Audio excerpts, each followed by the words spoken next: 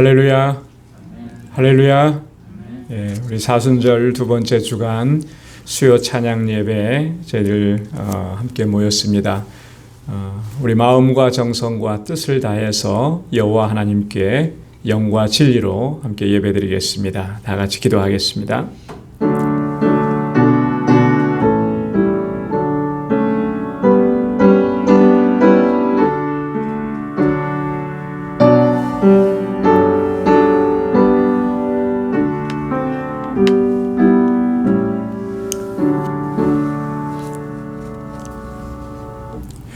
할렐루야. 내가 정직한 자의 회와 공회 중에서 전심으로 여호와께 감사하리로다.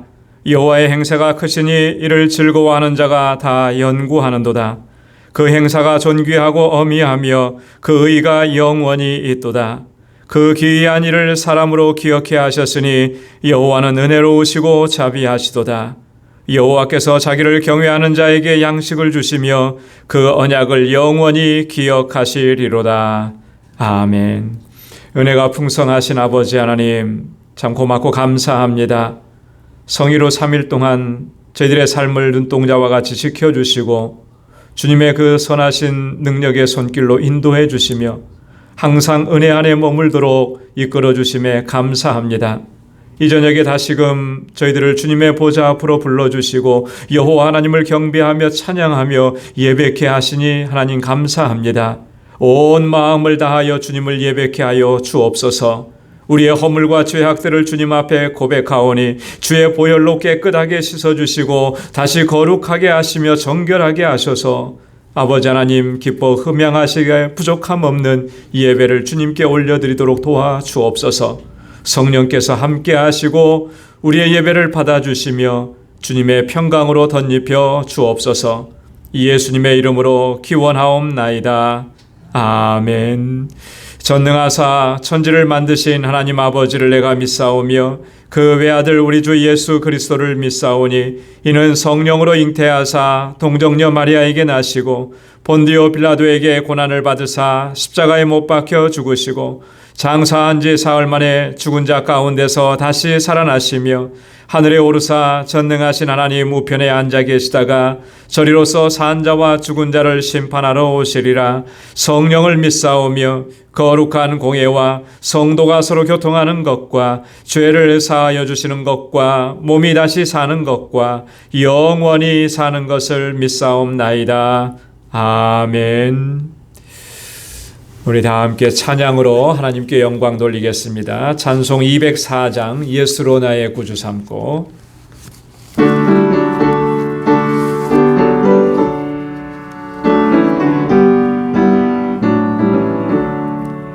예수로 나의 구주 삼고 성령과 피로서 거듭나니 이 세상에서 내 영혼이 하늘의 영광 누리도다. 이것이 나의 간증이요 이것이 나의 찬송일세. 나 사는 동안 끊임없이 구주를 찬송하리로다. 온전히 주께 맡긴 내 영 사랑의 음성을 듣는 중에 천사들 왕래하는 것과 하늘의 영광 보리로다. 이것이 나의 간증이요 이것이 나의 찬송일세. 나 사는 동안 끊임없이 구주를 찬송하리로다. 주 안의 기쁨 누림으로 마음의 풍랑이 잔잔하니 세상과 나는 간 곳 없고 구속한 죄만 보이도다. 이것이 나의 간증이요 이것이 나의 찬송일세. 나 사는 동안 끊임없이 구주를 찬송하리로다.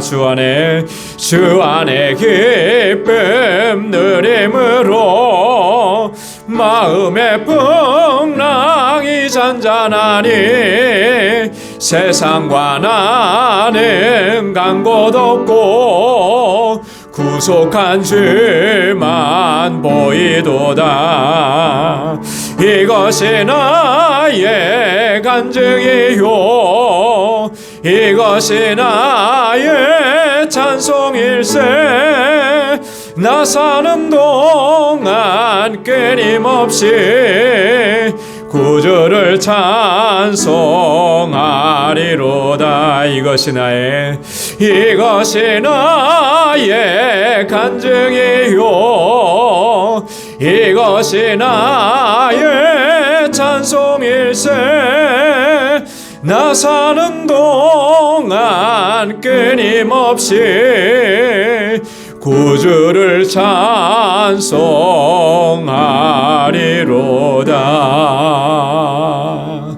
아멘.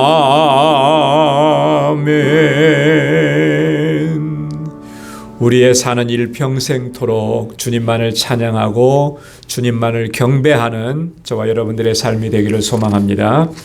우리 찬송 330장 고통의 멍에 벗으려고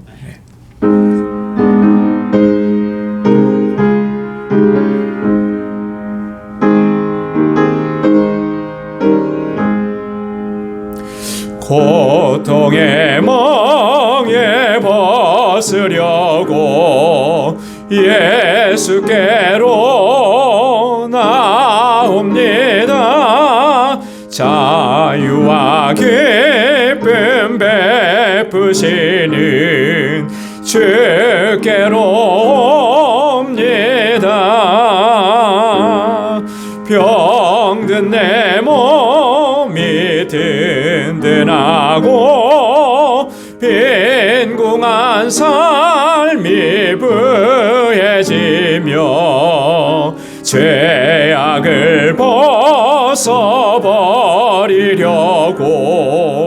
주께로 옵니다.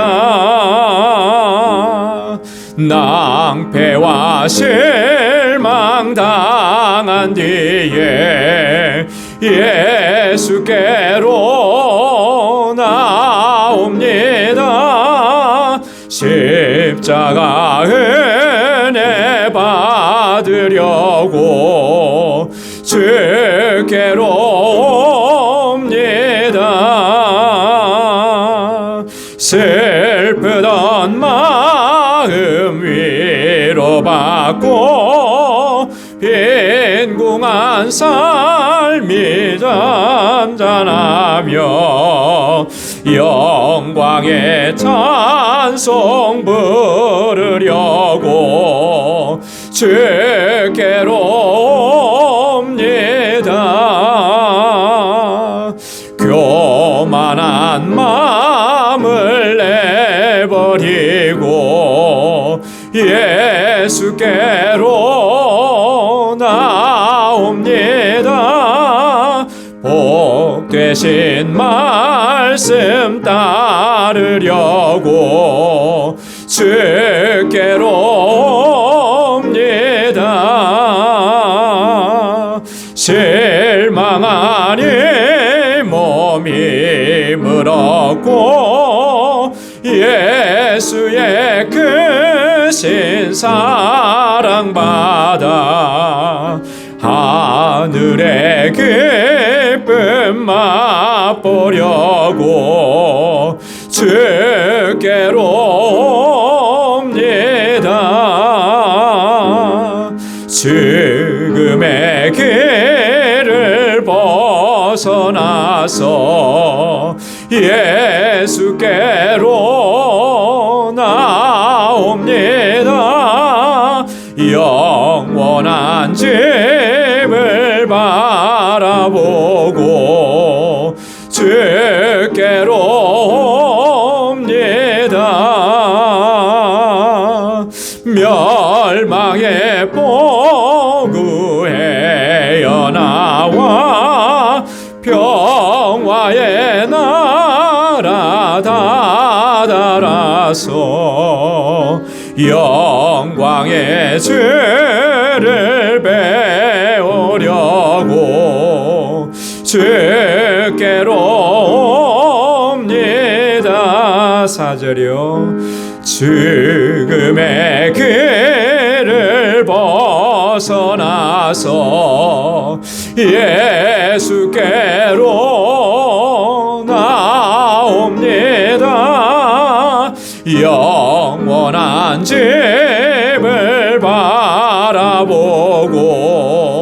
주께로 옵니다. 멸망의 포구에여 나와 평화의 나라 다다라서 영광의 주를 배우려고 주께로 옵니다.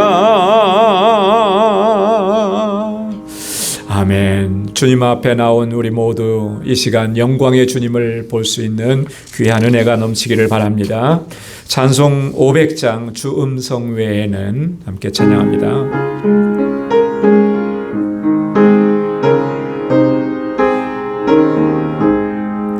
주 음성 외에는 더 기쁨 없도다. 날 사랑하신 주 늘 계시옵소서. 기쁘고 기쁘도다.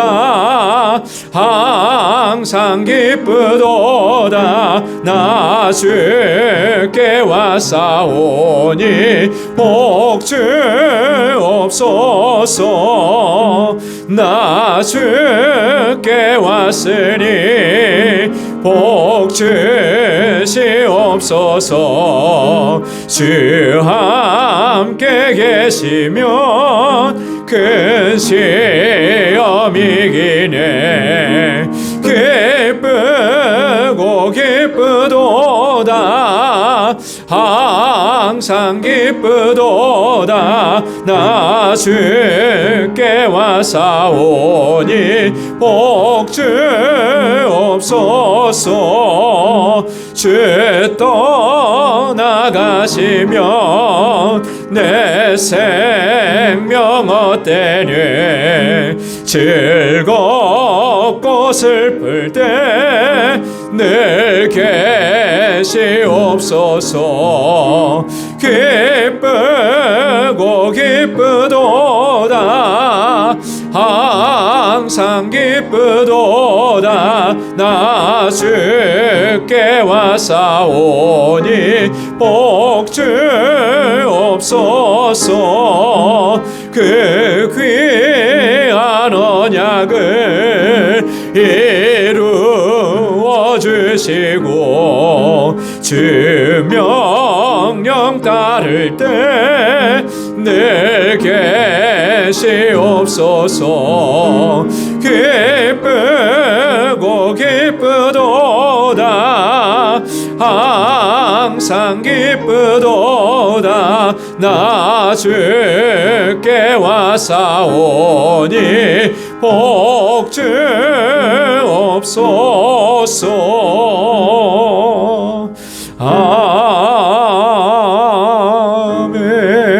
아멘. 아멘. 주님 앞에 나온 우리 모두에게 하나님께서 예비하신 은혜와 복으로 충만하게 채워주실 줄로 믿습니다.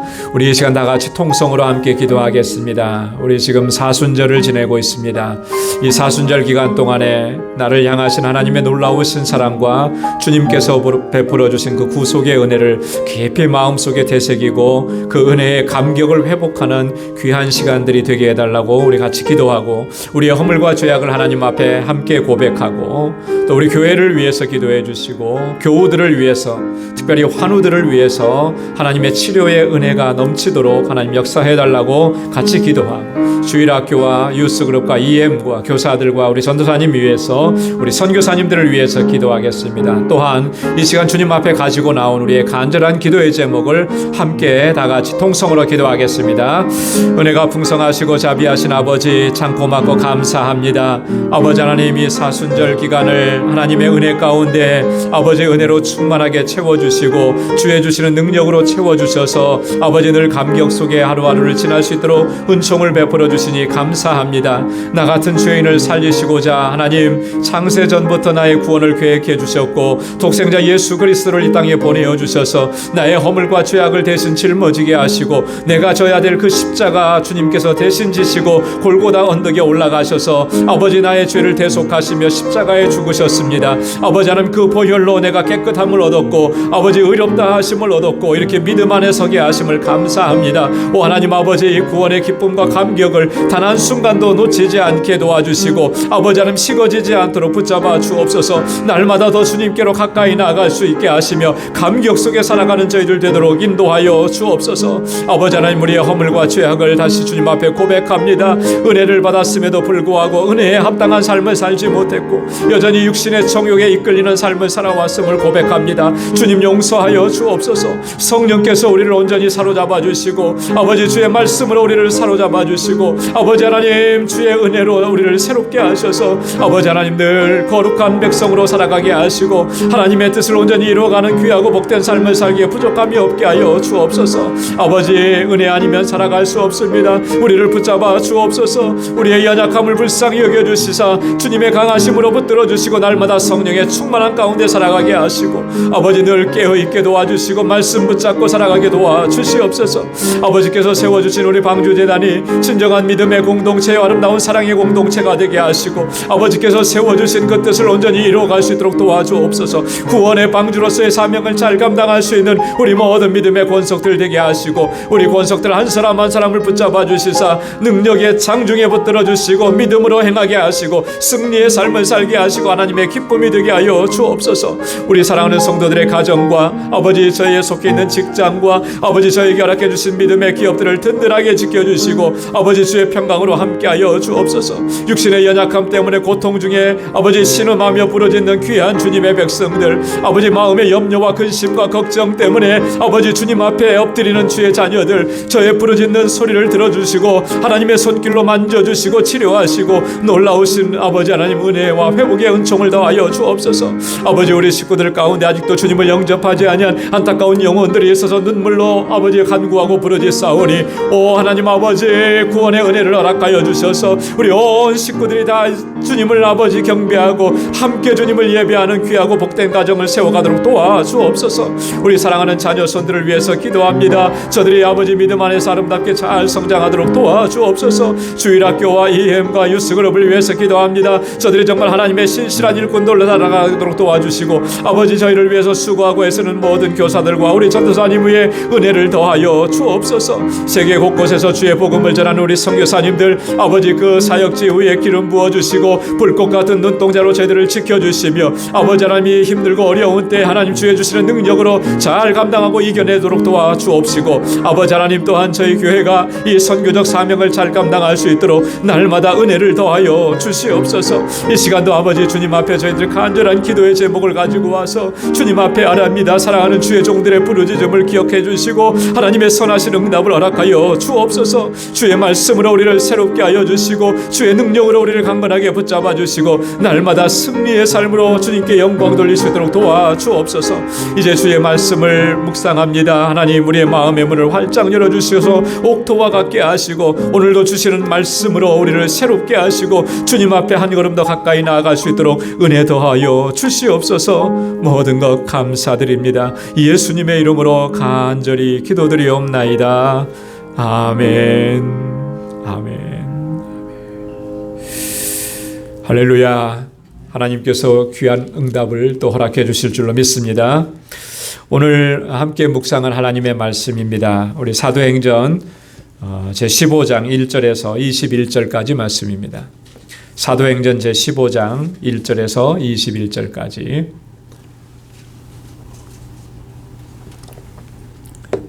우리 한 절씩 교독하도록 하겠습니다. 어떤 사람들이 유대로부터 내려와서 형제들을 가르치되 너희가 모세의 법대로 할례를 밟지 아니하면 능히 구원을 얻지 못하리라 하니 바울과 바나바와 저희 사이에 적지 아니한 다툼과 변론이 일어난지라. 형제들이 이 문제에 대하여 바울과 바나바와 및 그 중에 몇 사람을 예루살렘에 있는 사도와 장로들에게 보내기로 작정하였다. 저희가 교회의 전송을 받고 베니게와 사마리아로 다녀가며 이방인들의 주께 돌아온 일을 말하여 형제들을 다 크게 기쁘게 하더라. 예루살렘 일도 교회와 사도와 장로들에게 영접을 받고 하나님이 자기들과 함께 계셔 행하신 모든 일을 말하되 바리새파 중에 믿는 어떤 사람들이 일어나 말하되 이방인에게 할례 주고 모세의 율법을 지키라 명하는 것이 마땅하다 하니라. 사도와 장로들이 이 일을 논하여 모여 많은 변론이 있은 후에 베드로가 일어나 말하되 형제들아 너희도 알거니와 하나님이 이방인들로 내 입에서 복음의 말씀을 들어 믿게 하시려고 오래전부터 너희 가운데서 나를 택하시고 또 마음을 아시는 하나님이 우리에게와 같이 저희에게도 성령을 주어 증거하시고 믿음으로 저희 마음을 깨끗이 하사 저희나 우리나 분간치 아니하셨느니라. 그런데 지금 너희가 어찌하여 하나님을 시험하여 우리 조상과 우리도 능히 되지 못하던 멍에를 제자들의 목에 들였느냐. 우리가 저희와 동일하게 주 예수의 은혜로 구원받는 줄을 믿노라 하니라. 온 우리가 가만히 있어 바나바와 바울이 하나님이 자기들로 말미암아 이방인 중에서 행하신 표적과 기사 구하는 것을 듣더니 말을 마침에 야고보가 대답하여 가로되 형제들아 내 말을 들으라. 하나님이 처음으로 이방인 중에서 자기 이름을 위하여 백성을 취하시려고 저희를 공부하신 것을 시므온이 구하였습니다. 선지자들의 말씀이 이와 합하도다 기록된 바 이후에 내가 돌아와서 다윗의 무너진 장막을 다시 지으며 또 그 대락한 것을 다시 일으키시니 이는 그 남은 사람들과 내 이름으로 일컬음을 받는 모든 이방인들로 주를 찾게 하려 함이라 하셨으니 즉 예로부터 이것을 알게 하시는 주의 말씀이다 생각합니다. 그러므로 내 의견에는 이방인 중에서 하나님께로 돌아오는 자들을 괴롭게 말고 다만 우상의 더러운 것과 음행과 음해어 죽인 것과 피를 멀리하라고 편지하는 것이 가함이 다 함께요. 이는 예로부터 각 성에서 모세를 전하는 자가 있어 안식일마다 회당에서 그 글을 읽음이니라 하더라. 아멘. 오늘 우리가 사도행전 제15장에 있는 말씀 전반부 21절까지 말씀을 함께 나눕니다. 지난주까지는 저희가 그 바울과 바나바의 제1차 선교 여행에 대해서 우리가 5번에 걸쳐서 말씀을 상고했습니다. 1차 선교 여행을 마치고 바울과 바나바는 그들을 파송했던 안디옥 교회로 돌아왔죠. 그래서 돌아와서 그 교회 앞에서 하나님께서 행하신 그 놀라운 일들을 다 이렇게 보고했습니다. 선교 보고를 한 거예요. 그래서 그 은혜를 다 함께 누리고 있었습니다. 1차 선교 여행은 AD 47년에서 49년 사이, 그러니까 약 2년 동안 있었다, 이제 그렇게 얘기했는데요. 돌아와서는 또 한 1년 정도 이 안디옥 교회에 이제 머물게 됩니다. 그러면서 이제 여러 가지 일들이 일어나게 되는 것이죠. 근데 그 중에 이제 가장 중요하고 또 우리 기독교 역사에 있어서 굉장히 중요한 일이 있었던 것이 오늘 본문의 내용입니다. 그게 뭐냐면 이름을 붙이면 제1차 예루살렘 공의회라 이렇게 이름을 붙일 수가 있어요. 요즘식으로 말하면 어떤 교단의 총회다 이렇게 이름을 붙일 수가 있겠죠. 이 총회가 열리게 된, 이 공의회가 열리게 된 이유, 원인에 대해서 1절부터 5절까지 이렇게 기록이 되어 있습니다. 그것은 이방인 신자들에게 할례를 베풀어야 된다라고 주장하는 사람들이 있었다라고 하는 거죠. 그런데 이제 거기에 대해서 바울과 바나바가 반박하는 거예요. 결국 그렇지 않다. 그러면서 이제 문제가 커졌습니다. 그래서 결국에는 그러면 우리가 예루살렘 교회에 한번 물어보자, 이 문제에 대해서. 이렇게 결정하는 거예요. 그게 이제 5절까지 있고, 그 다음에 이제 6절부터 21절에서는 이 일 때문에 안디옥 교회에서 그 질문한 내용, 이것을 가지고 이 공의회가 열린 거예요. 예루살렘 교회의 지도자들, 여기에서는 이제 사도들과 장로들이라 이렇게 표현을 했습니다. 모여서 이 문제 가지고 굉장히 토론을 많이 한 것 같아요. 그리고 나서 이제 베드로가 한번 변론하고, 그리고 야고보가 변론하고, 그러면서 이제 총회에서 결정한 내용들을 오늘 본문에서 기록을 하고 있습니다. 이 본문의 내용을 우리가 좀 살펴보면서 이 말씀을 통해서 오늘 우리가 또 하나님께서 무엇을 우리에게 교훈해 주시는지 함께 상고해 보기를 원합니다. 자, 먼저는 1절부터 5절까지 이 예루살렘 공의회가 개최된 원인을 기록을 하고 있는데요. 자, 1절에 보면은 문제를 제기하는 사람들이 있었습니다. 그 사람들이 어떤 사람이냐면 1절에 보면 어떤 사람들이 유대로부터 내려와서 형제들을 가르치되, 그러니까 예루살렘에서부터 내려와서 지금 안디옥 교회에 있는 수리아 안디옥 교회까지 온 거예요. 그 먼 거리를 와서 거기서 이 안디옥 교회 성도들을 향해서 얘기하는 겁니다. 그러면서 뭐라고 얘기하냐면, 모세의 법대로 할례를 받지 아니하면 구원을 받지 못한다. 네. 모세가 우리에게 가르쳐준 대로, 모세의 법대로 할례를 받아야 된다. 여러분, 유대인들에게 있어서 할례라고 하는 것은 굉장히 중요하잖아요. 그죠? 그들이 하나님의 선민이라고 하는 표식을 육체에 행하는 것이 할례입니다. 그래서 이 유대인들은요, 이방 사람들을 저주하고 그랬을 때 뭐라고까지 얘기했냐면, 할례 받지 못한 백성들이다, 이렇게 얘기를 한 거예요. 그러니까 이 할례 받은 것에 대한 자부심이 대단했는데, 그것을 구원의 조건으로 이렇게 생각을 한 겁니다. 그래서 할례 받은 사람은 다 구원받은 사람이다. 자, 이런 생각을 가지고 있었기 때문에 유대교에서 기독교로, 그리스도교로 개종한 사람들 중에도 여전히 그 생각을 가지고 있는 사람들이 상당수가 있었다라고 하는 거예요. 자, 오늘 1절에 보면 어떤 사람들이라고 이렇게 얘기했는데요. 다시 5절로 내려가 보면 그 사람들이 어떤 사람인지를 좀 더 구체적으로 얘기합니다. 바리새파 중에 믿는 어떤 사람들이, 이렇게. 그러니까 바리새파에 속한 사람들이라고 하는 거예요. 여러분, 바리새파 사람들은 어떤 사람들이었습니까? 철저한 율법주의자들 아니에요. 그죠?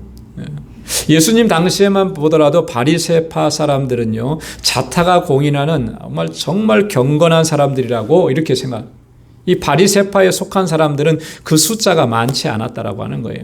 그러니까 스스로도 굉장한 자부심을 가지고 있었고, 율법에 대해서는 자기들이 다 잘 알고 있다고, 최고라고 이렇게 자부하던 사람들입니다. 그리고 다른 사람들도 또 그렇게 여겼어요. 자, 그러니까 이방인들이 와서 할례 받지 않는 걸 보니까 이게 마땅치가 않은 거죠. 그렇게 돼서는. 여러분, 이 구약 시대에도요, 이방 사람들이 이렇게 유대교로 개종을 해서 들어올 수가 있었습니다. 여러분, 이방 사람이라고 해서 구약 시대도 다 안 받아주고 그런 거 아니거든요. 그런데 개종해서 들어올 때는 반드시 그들도 할례를 행하게 하는 거예요. 그래야만 이 유대인의 공동체 안으로 들어올 수가 있었던 것이죠. 자, 그렇게 해왔었으니까 그것이 지금도 그렇게 강조하는 거죠. 이방 사람들이 예수 믿고 그런 거 다 좋은데 할례도 받아야 된다. 그래야만 구원을 받는다. 히브리파 유대인들이 늘 이렇게 주장을 했습니다. 그래서 할례라든지 율법 준수라든지 이런 것을 구원의 조건으로 그렇게 생각을 했다라고 하는 것이죠. 자, 그런데 바울과 바나바는 어떠냐는 거예요. 바울이 전한 복음은 어땠습니까? 할례를 통해서 구원받는다고 했습니까? 율법을 잘 지켜 행하여야만 구원받는다고 했느냐 하면 그렇게 하지 않았다는 거예요. 우리가 바울 서신서를 보면은 이 구원이라고 하는 것은 할례를 받았다거나 율법을 준수했기 때문에 구원을 얻는 것이 아니라, 그걸 통해서 구원을 얻는 것이 아니라 오직 예수 그리스도를 믿는 그 믿음으로만 구원 얻는다 그랬어요. 그리스도께서 우리의 죄를 속하시기 위해서 십자가에 달려 돌아가셨고 그 구속의 은혜를 베풀어 주셨는데, 그 사실을 믿는 사람이 그 믿음으로 구원을 얻는다. 그러니까 바울이 전한 복음은 바로 이런 거예요. 지금 어떤 사람들이, 바리새파 사람들이 와서 전하는 것은 할례를 전하는, 그러니까 이게 대치가 되는 거죠. 그러다 보니까 이 안디옥 교회 안에서 2절 말씀에 보면 다툼과 변론이 일어났다 그랬어요. 서로의 주장이 강하잖아요. 그러니까 한치의 양보도 없으니까 그것이 다툼이 되는 것이죠. 여러분, 바울 서신서를 읽어보면 바울은 철저하게 구원은 하나님의 은혜고 구원은 예수 그리스도의 십자가의 구속의 사건이라는 것을 강조합니다. 그러면서 어떻게까지 얘기하느냐 하면, 바울이 전한 이 복음, 자신이 전한 이 복음 외에 다른 복음을 전하면 그 사람은 저주를 받을 것이다라고 아주 강력하게 얘기해요. 바울은 철저하게 이신칭의를 말씀합니다. 믿음으로 말미암아 우리가 의롭다함을 얻는 것이지 할례나 다른 율법을 통해서 우리가 의롭다함을 얻는 거 결코 아니다. 그러니까 바울이 이렇게까지 경고하는 거죠. 갈라디아서 1장 7절로 8절에 보면 다른 복음은 없나니, 바울이 전한 이 복음 외에 다른 거 없다라고 하는 거예요. 다른 복음을 전하면 저주를 받을 것이다. 여러분, 이 바울이 이렇게까지 얘기했다 그러면 이게 얼마나 중요한 것이겠어요. 그죠? 이게 복음의 핵심이에요. 신앙의 핵심이라고 하는 거죠. 여러분, 우리가 신앙생활 할 때 이 부분을 정말 분명하게 인식을 해야 합니다. 우리가 구원받는 것은요, 전적인 하나님의 은혜예요. 구원받은 것은. 거기에 우리의 노력이나 우리의 수고가 조금도 들어갈 수가 없는 거예요. 그런데 우리는 종종 어떤 내 수고나 내 노력이나 내 헌신이나 내 봉사가 나의 구원에 어떤 영향을 미치는 것처럼 그렇게 생각을 하는 경향이 없지 않아 있다라고 하는 거예요. 이게 굉장히 위험한 거예요. 어떤 종파에서는 그것을 굉장히 강조합니다. 그래서 예수 믿는 것 플러스 선행도 같이 해야만 이것이 플러스 돼서 하나가 돼가지고 구원 얻는다, 이렇게 얘기해요. 그러나 성경은 그렇지 않아요. 우리가 선을 행하고 우리가 열심히 봉사하고 열심히 수고하는 것은 구원의 조건이기 때문에 그렇게 하는 것이 아니고요. 우리가 은혜로 구원을 얻었기 때문에 그 은혜에 감사해서 하나님 앞에 그렇게 헌신하고 섬기는 것이라는 거죠. 여러분, 이것을 우리가 바로 이해하지 못하면 오늘 이 본문에 기록된 것처럼 당시 유대인들이 전했던 것처럼 이런 율법주의에, 공로주의에 빠져 들어가게 되는, 이런 거는 다른 복음이라는 거예요. 바울이 얘기. 그런 걸 주장하면 어떻게 된다 그랬어요? 저주를 받을지어다. 저주받는다는 게 뭐겠습니까? 구원에서 떨어진다는 얘기예요. 구원에서. 그런 사람에게는 구원이 없다라고 하는 거예요. 그렇게 주장하는 곳에는 구원이 없다라고 하는 거예요. 그래서 우리가 분명히 인식해야 돼요. 자, 그렇게 이렇게 경론이 일어나니까 이 안디옥 교회가 결정을 했잖아요. 2절 하반절부터 3절까지 보면은 바울과 바나바를 예루살렘으로 보내기로 결정합니다. 그러면서 이 구원과 할례의 문제가 서로 어떤 관계가 있는지 명확한 답을 좀 듣고 싶다 해서 바울과 바나바와 일행들을 이렇게 예루살렘으로 보냅니다. 그래서 바울과 그 일행들이 베니게와 사마리아에 있는 교회들을 방문하고 그리고 거기에 가서도 선교 복음을 하면서 예루살렘에 도착을 하게 돼요. 4절 말씀에 보면 예루살렘 교회는 바울과 바나바를 영접합니다. 교회와 사도와 장로들이 이 사람들을 영접해서 그동안에 있었던 일들을 다 보고를 받게 돼요. 1차 선교여행 동안에 하나님께서 어떤 일들을 행하셨는지, 바울이 여기서도 하나님께서 행하신 일들을 증거하는 것입니다. 자신들이 얼마나 수고하고 자신들이 얼마나 노력했느냐 이런 거는 조금도 얘기하지 않아요. 단 한 건도 얘기하지 않아요. 하나님께서 우리와 함께 하셔서 하나님의 권능으로 역사하시고 어떤 일들을 이루셨는지 그렇게 이야기하면서 오직 하나님께만 영광을 올려드리게 되는 것이죠. 자, 이랬을 때 5절 말씀에 보면 앞에서도 말씀드렸던 것처럼 바리새파 출신의 어떤 사람들이 이렇게 일어나서 주장을 한 거예요. 이방인들도 할례를 받아야 된다. 그리고 모세의 율법을 지켜야 된다. 이거 명하는 것이 마땅하다. 여러분, 복음의 진리를 바로 깨닫지 못하게 되면 이렇게 되는 거예요. 그래서 여전히 유대주의적인 전통에서 벗어나지 못하고 있다는 거예요. 바울이 고린도후서 5장 17절에서 말씀하고 있는 것처럼 우리는 새 사람을 입은 사람들인데, 여러분, 새 사람이 되었으면은 새 옷을 입어야 되는 게 마땅하지 않겠어요? 그죠? 여러분, 우리가 몸을 씻고 목욕을 했으면 그러면 새 옷을 입어야 되는 거죠. 그 전에 입었던 더러운 옷을 그대로 입으면 다 더러워지잖아요.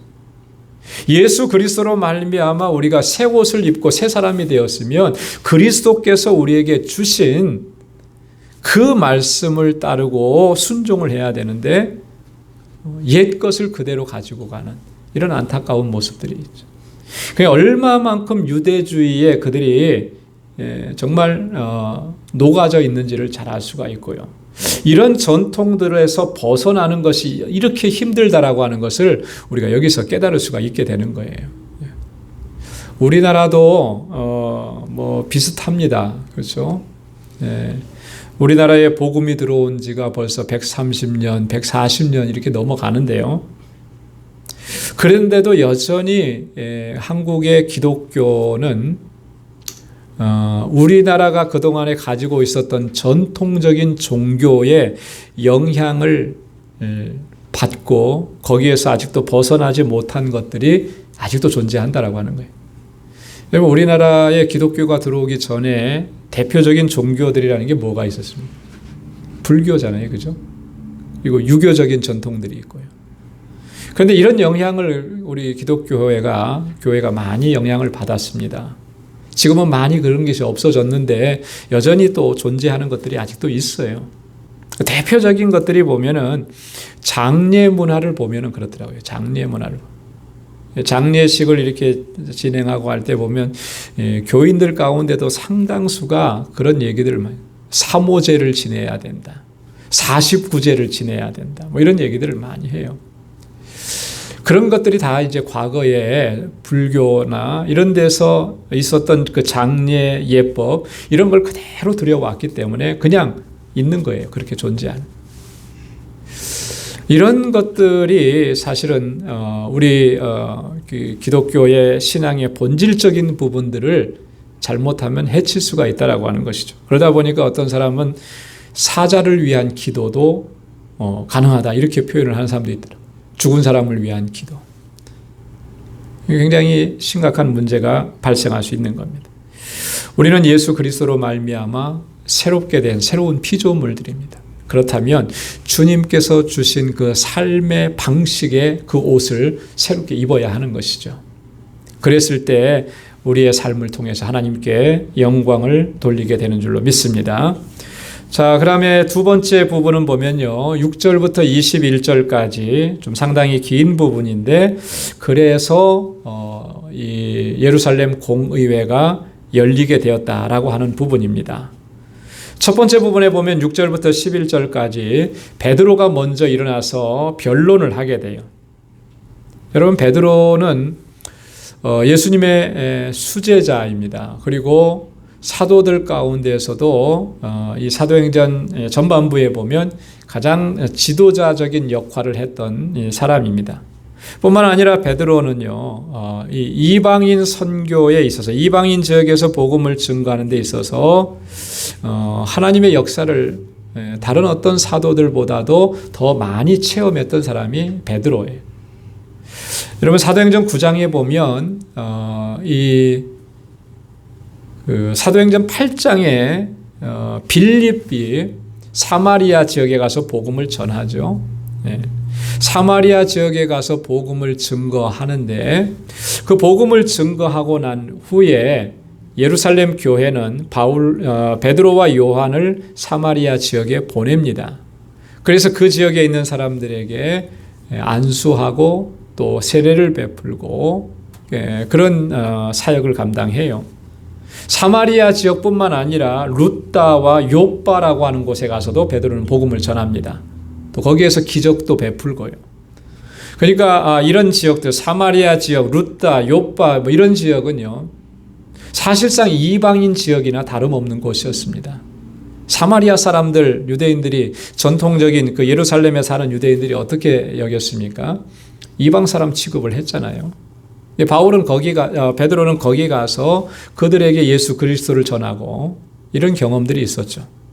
또 사도행전 10장에 가보면 하나님께서 특별한 환상을 보여주셨잖아요, 베드로에게. 그래서 고넬료의 가정에 가서 복음을 전합니다. 그리고 그들에게 세례를 베풀어요. 고넬료는 로마 군대의 백부장, 완전한 이방인이잖아요. 하나님께서 베드로에게 이 고넬료의 가정에 가서 복음을 전하게 하시기 위해서 환상을 보여주셨는데 그 환상의 내용을 우리가 지난번에 살펴봤어요. 그 부정한 짐승들이 보자기에 쌓여서 내려왔는데 음성이 들려서 그걸 먹으라는. 베드로는 못 먹겠다고 했죠. 지금까지 나는 부정한 거 먹어본 적이 없습니다. 3번이나 반복해서 그 환상을 보여. 마지막에 하늘로부터 들려온 음성이 뭐예요? 하나님께서 깨끗하게 하신 것을 내가 부정하다, 더럽다 말할 수 없느니라. 그리고 나서 그 의미가 무엇인가? 나중에 깨닫게 되죠. 이것이 바로 이방인들에게 복음을 증거하는 것이고 이방인들도 하나님께서 택하셔서 구원하셨구나라고 하는 것을 깨닫게 된다라고. 그러니까 베드로는 이미 이런 경험들이 있어요. 그리고 그것을 이 예루살렘 교회 지도자들 앞에 한번 보고했던 적도 있었다라고 하는 거죠. 그 베드로가 다시 일어나 가지고 지금 첫 번째로 이야기하는 것입니다. 베드로가 한 그 변론은 크게 네 가지로 구분되어 볼 수 있는데요. 제일 먼저 뭘 얘기하냐면 7절에 하나님께서 이방인들에게 복음을 전하게 하시기 위해서 나를 택하셨다 이렇게 증거합니다. 나를 택하셨다. 형제들아 너희도 알거니와 하나님이 이방인들로 내 입에서 복음의 말씀을 들어 믿게 하시려고 오래전부터 너희 가운데서 나를 택하시고 너희도 알거니와 그랬잖아요. 너희도 이미 다 아는 사실이다 이렇게 얘기했습니다. 어떻게 알겠습니까? 사도행전 11장에 보면 베드로가 고넬료의 가정에서 이와 같은 사역을 감당하고 돌아와서 보고했잖아요. 사도행전 11장 17절에 보면 바울이 이렇게 얘기합니다. 그런즉 하나님이 우리가 주 예수 그리스도를 믿을 때에 주신 것과 같은 선물을 저희에게도 주셨으니 내가 누구간데 하나님을 능히 막겠느냐. 처음에는요, 이 예루살렘 교회에 있었던 유대인들이 바울을 자꾸 힐난했어요. 책망했습니다. 내가 어떻게 이방인의 집에 들어갈 수가 있느냐. 그들과 함께 먹을 수가 있느냐. 유대인으로서는 도저히 그렇게 할 수 없는 것이다. 네가 법을 어겼다. 이렇게까지 얘기한 거예요. 자, 그런데 베드로가 뭘 얘기했습니까? 하나님의 역사하심, 하나님의 강권적인 역사하심, 성령의 역사하심을 증거한 거잖아요. 그러면서 얘기한 것이 하나님께서 우리에게 역사하신 것과 똑같이 저들에게도 하셨는데 그 성령의 역사인데 내가 무엇이간데 내가 누구간데 하나님이 역사하시는 것을 막을 수 있겠느냐. 자, 이렇게 하니까 베드로를 힐난했던 사람들도 할 말이 없어지는 거예요. 그렇죠? 하나님께서 하신 일인데. 그래서 베드로는 이 사건을 경험하고 나서 하나님께서 그렇구나. 이방인들에게 복음을 증거하고 그들이 예수 그리스도를 믿게 하시기 위해서 하나님께서 나를 택하셨다. 먼저 그것을 이야기한 겁니다. 그러면서 두 번째 이야기하는 것은 8절과 9절 말씀해 보니까 하나님은 차별이 없으신 분이다라고 하는 거예요. 하나님은. 우리에게나 저들에게나 하나님은 동일하게 역사하셨다. 차별이 없으시다. 그 9절 말씀에 보면 우리에게와 같이 저희에게도 성령을 주어 증거하시고, 성령은 우리만 받은 게 아니라는 거예요. 저들에게도 성령의 역사가 일어났다라고 하는 거죠. 하나님 동일하게 역사하시. 9절에도 보면은 저희나 우리나 분간치 않으셨다. 차별이 없으셨다. 여러분, 하나님의 구원에는 차별이 없어요. 구별함이 없습니다. 인종 간의 차별이 없고요. 빈부의 차별이 없고요. 모든 사람들에게 하나님께서는 복음을 전하셔서 모든 사람들이, 모든 인류가 주께로, 하나님께로 돌아오기를 원하시는 거예요. 그래서 우리는요, 누구에게든지 가서 복음을 전해야 돼요. 어디는 가서 복음을 전하고, 어디는 마음에 들지 않으니까 안 하고, 이것은요, 하나님의 뜻을 저버리는 거예요. 하나님의 뜻에 반한 것입니다. 우리는 하나님께서 보내시는 곳이 어디든지 간에, 누구를 만나든지 간에 예수 그리스도의 복음을 증거하고 그들도 하나님의 자녀가 되는 이러한 일들을 위해서 우리가 최선을 다해야 할 줄로 믿습니다. 그 다음에 세 번째로 강조하는 게 뭐냐면 10절 말씀에 보니까 너희가 하나님을 시험하고 제자들에게 멍에를 지우는 일 이제는 멈춰라, 그렇게 경고하는 것입니다. 너희가 어찌해서 하나님을 시험하고자 하느냐. 앞에서도 말씀을 드렸듯이 베드로는 자신의 경험을 비추어서 지금 얘기하는 거예요. 자기도 그런 경험이 있었잖아요. 그죠? 그때는 하나님의 뜻을 잘 몰랐을 때입니다. 하나님께서 깨끗하다고 하신 것을 깨끗하게 하셨으니까 그걸 먹으라고 하신 거 아니겠어요? 여러분, 하나님께서 이걸 먹어라 했을 때 더러운 거 그냥 먹으라고 그렇게 하셨겠습니까? 그렇지 않잖아요. 근데 우리는 인간적인 생각으로, 우리 판단과 경험으로 그거 더러운데 못 먹습니다. 하나님께서 말씀하신 것조차도 내 경험으로 거부할 때가 참 많았는데 베드로가 그랬다라고 하는 거예요. 근데 그게 얼마나 잘못되었는지를 그가 나중에 깨닫게 된 것이잖아요.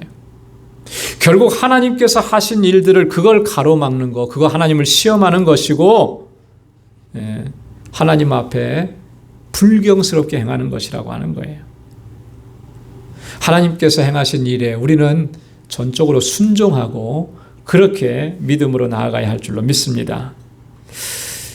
그 다음에 중요한 일을 얘기해요. 또 뭐냐면 너희들도 힘들어하는 거, 너희들도 고통스러워하는 거, 너희들도 철저하게 지키지 못하는 거, 그러면서 왜 그런 굴레를, 그런 멍에를 이방인들의 목에 씌우려고 하느냐.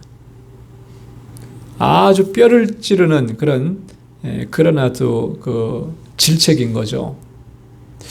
여러분, 이 당시에 종교 지도자들이라고 하는 바리새인들, 서기관들, 그 다음에 제사장들, 이런 사람들이 얼마나 위선적이었는지, 예수님께서 그들을 책망하시는 내용이 마태복음 23장에 나오는데요. 거기에서 예수님은 하나하나 조목조목 말씀하시면서 그들의 그 위선적인 신앙의 모습을 하나하나 다 파헤쳐내셨습니다. 그래서 오늘 우리도 사실은요, 마태복음 23장에서 예수님께서 하신 말씀들을 우리 스스로에게도 좀 적용을 시켜보면 참 좋을 거예요. 나에게는 그런 모습은 없나? 없을 수가 없어요. 누구에게나 다 그런 모습이 있을 수 있다라. 그래서 그 말씀을 내게 적용을 시켜서 내게 혹시 이런 위선적인 모습이나 이런 불의한 모습은 있지는 않은지 살펴보고, 그리고 나를 하나님 앞에서 바로 세워나가는 그런 훈련이, 그런 과정이 반드시 필요한 거죠. 거기에 보면은 마태복음 23장 4절에 보면 예수님께서 이렇게 말씀하셨어요. 또 무거운 짐을 묶어 사람의 어깨에 지우되 자기는 이것을 한 손가락으로도 움직이려 하지 아니하며. 예수님 이렇게 책망을 하셨습니다. 너희가 지금 하는 모습을 보면 종교적인 지도자라고 자기들 자부하면서도 정작 보면 너희는 손가락 하나도 까딱하지 않고 그것을 움직이려고 하지 않고 그 모든 짐들을 사람들에게 어깨에 메우고 그들로 하여금 그것을 감당하게 한, 이게 얼마나 모순적인 일이냐라고 하는 거예요. 지금 베드로도 지금 그 얘기하는 거예요. 너희가 율법을 준수해야 된다, 율법을 지켜야 된다 이렇게 많이 얘기했는데 율법을 지켜야 되는 건 맞죠. 맞는데 그러면 너희는 그 율법을 정말 제대로 잘 지키고 있느냐라고 하는 거예요. 그렇지 않지 않느냐는. 그러면서도 너희도 제대로 지키지 못하고 또 그리고 율법으로 말미암아 우리가 구원을 얻는 것도 아닌데 그것을 이 이방인들에게 강요하고 그렇게 하는 것들이 이게 얼마나 잘못되어 있느냐. 그거 이제는 멈춰야 된다. 이렇게 경고하는 거예요. 여러분 우리가 신앙생활 하면서도 이런 잘못에 빠질 때가 참 많아요. 저도 그런 것들을 종종 이렇게 경험하면서 깜짝깜짝 놀라는 거예요. 나는 다 하는 줄 알아요. 그죠? 나는 이것도 잘하고 저것도 잘하고 이것도 잘하고 다 하는 것처럼 생각하고. 내가 있는 위치, 내가 있는 지위가 그렇게 하고 있다라고 스스로 착각하게만. 그러면서 다른 사람들을 권고할 때 이렇게 해야 됩니다. 저렇게 해야 됩니다. 자기는 기도 안 하면서 다른 사람에게 기도해야 된다고 막 얘기하고 본인은 성경 안 읽으면서 성경 읽어야 된다고. 여러분 이렇게 할 때가 얼마나 많아요. 우리 스스로는 아마 잘 알 거예요. 내가 그러고 있는지 안 그러는지. 여러분 이런 모습이라면 지금 본문에 나오는 당시에 이 사람들과 뭐가 다르겠느냐. 다를 바가 하나도 없다라고 하는 것이죠. 멈춰야 되는 일입니다. 그렇게 해서는 안 되는 것이죠. 베드로가 지금 그 얘기를 하고 있는 것이고요. 그러면서 11절에 결론적으로 아주 중요한 말씀을 합니다. 구원은 오직 예수 그리스도의 은혜로 말미암는 것이다. 할렐루야. 구원은 뭐로 말미암는다고요? 예수 그리스도의 은혜로 말미암는. 구원은 은혜라고 하는 거예요. 은혜. 내가 율법을 철저하게 잘 지켰다라고 하는 그 공로로 구원을 얻는 것이 아니고 내가 이 육체의 할례의 표식을 가지고 있다라고 하는 것 때문에 구원 얻은 것이 아니고 전적인 예수 그리스도의 은혜. 그 은혜가 어떤 은혜입니까? 예수 그리스도의 십자가의 구속의 은혜라고 하는 거예요. 이것이 복음의 핵심이라고 하는 것이죠. 베드로가 이렇게 변론을 합니다. 자, 그리고 나서 이후에 일어나서 누가 얘기를 하냐면 야고보가 이야기합니다. 그래서 12절부터 21절까지에 보면 야고보가 일어나요. 여러분 여기서 야고보는 누구죠? 어떤 야고보죠? 예수님의 제자 야고보일까요? 예, 예수님의 동생 야고보. 예수님의 제자 야고보는 이미 헤롯 왕에 의해서 순교를 당했어요. 그리고 예수님의 동생 야고보가 오늘 본문에 보면요. 베드로의 뒤를 이어서 이 예루살렘 공의회에서 이야기를 하지 않습니까? 그리고 뒤에 다시 말씀드리겠지만 야고보가 제안한 그 내용이 이 예루살렘 공의회가 최종적으로 결정한 그런 내용이 돼요. 자, 이런 걸 봤을 때 야고보가 이 초대 예루살렘 교회에서 상당한 위치에 있었다라고 하는 것을 알 수가 있죠. 자, 그런데 한 가지 이거는 본문하고 좀 다릅니다만은 이 예수님의 동생들이 처음부터 이렇게 예수님을 메시아로 믿고 그죠? 구원자로 믿고 따랐던 건 아니에요. 처음에는 얼마나 예수님에 대해서 좀 비판적이었습니까? 그죠? 비판적이었잖아요. 네. 그런데 예수님의 죽으심과 부활하심을 목도하고 경험하고 나서는 완전히 바뀌어진 거죠.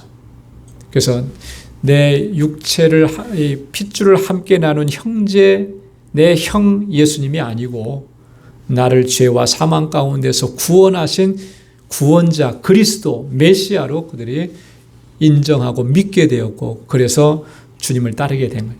초대교회에 이렇게 지도자의 위치까지 올라간 거예요. 그리고 야고보는 또 성경을 하나 썼습니다. 그죠? 야고보서를 기록을 하게 됩니다. 뿐만 아니라 예수님의 동생 유다는 유다서를 또 기록을 하게. 예수님의 동생들이 다 이렇게 귀한 사역을 감당했던 것을 볼 수가 있습니다. 자, 야고보가 일어나서 변론을 하는데 14절과 15절의 말씀에 보면 지금 시므온, 여기서 말하는 시므온이라고 하는 사람은 베드로를 얘기하는 거죠.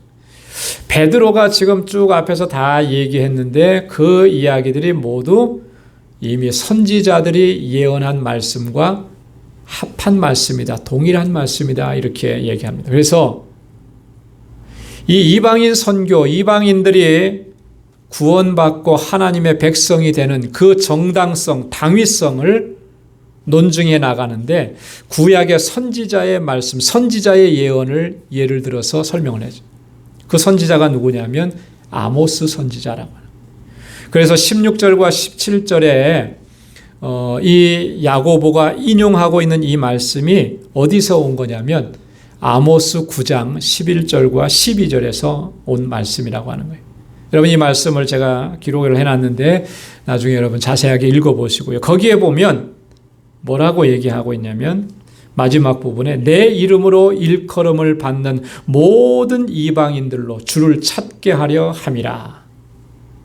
이미 아모스 선지자가 수백 년 전에 선지자를 통해서 하나님께서 이렇게 말씀을 해주신 거라는 거죠.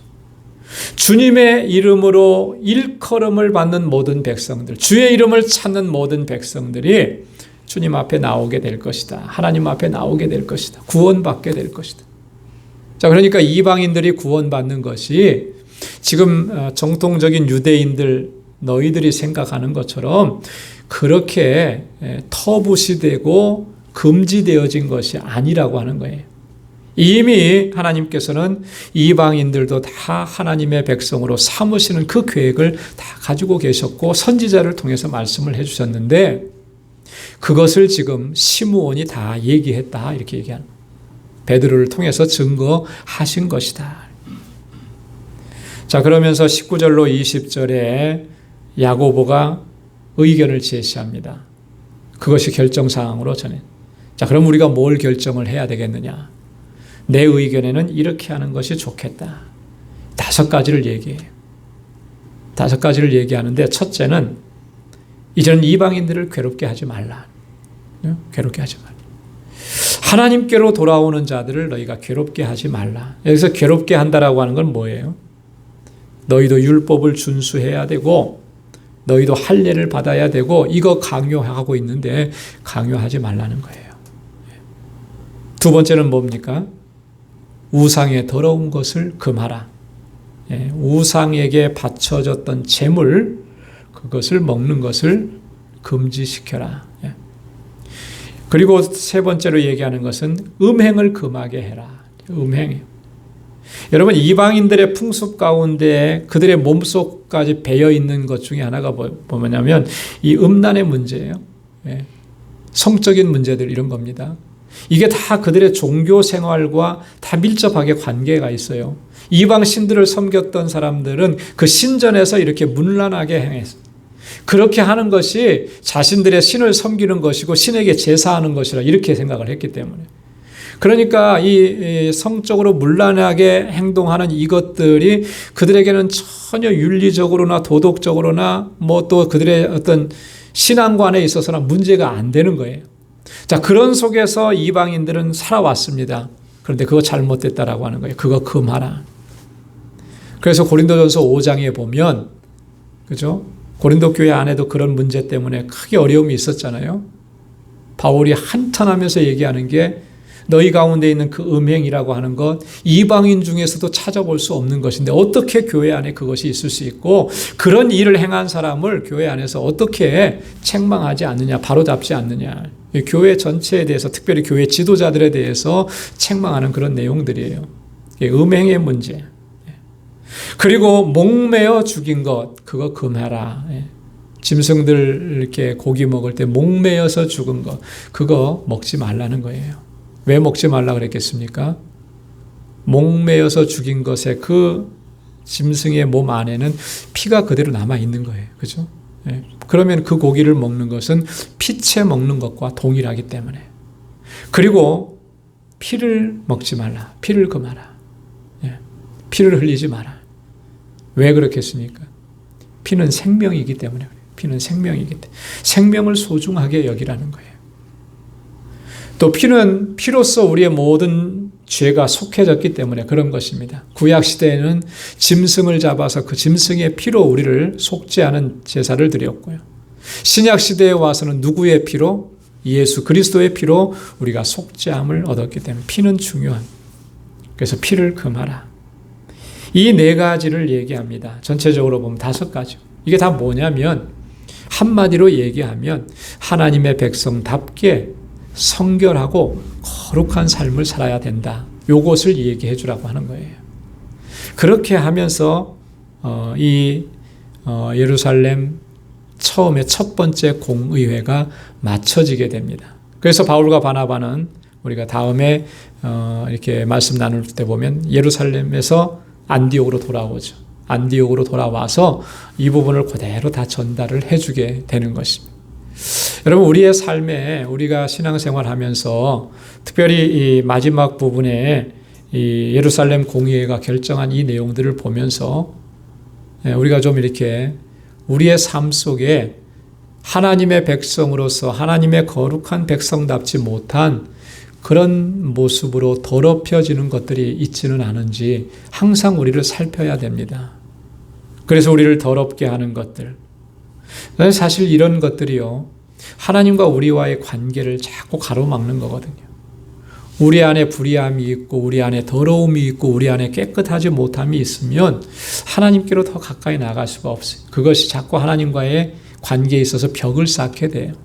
그래서 날마다 그 문제를 가지고 아버지 앞에 나와서 엎드려야 되는 것이고 늘 거룩하고 정결한 삶을 우리가 견지해야 하는 것입니다.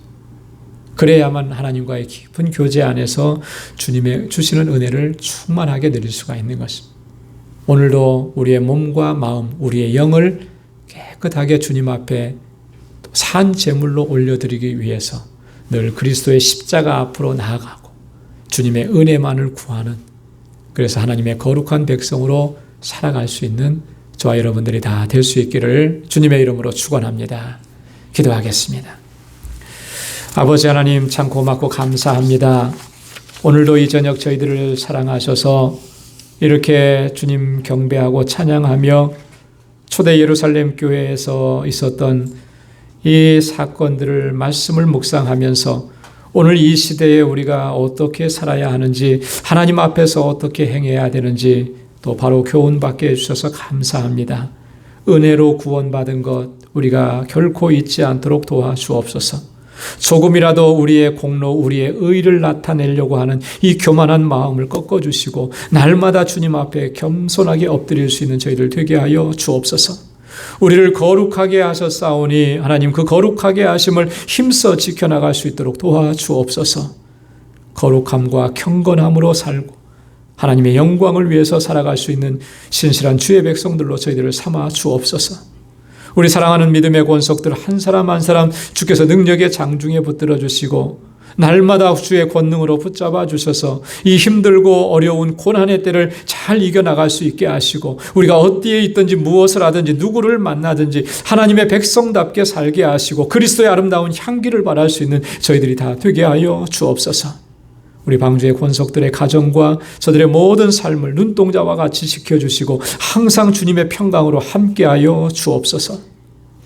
이제는 우리 주 예수 그리스도의 무한하신 은혜와 하나님 아버지의 크고 놀라우신 사랑과 성령의 위로 교통 충만하심의 역사가 하나님의 백성답게 거룩한 삶을 살아가기로 결단하는 우리 방주의 모든 믿음의 권속들과 저들의 가정과 직장, 생업의 터전과 학업 위에 이제로부터 영원까지 함께 하시기를 간절히 축원하옵나이다.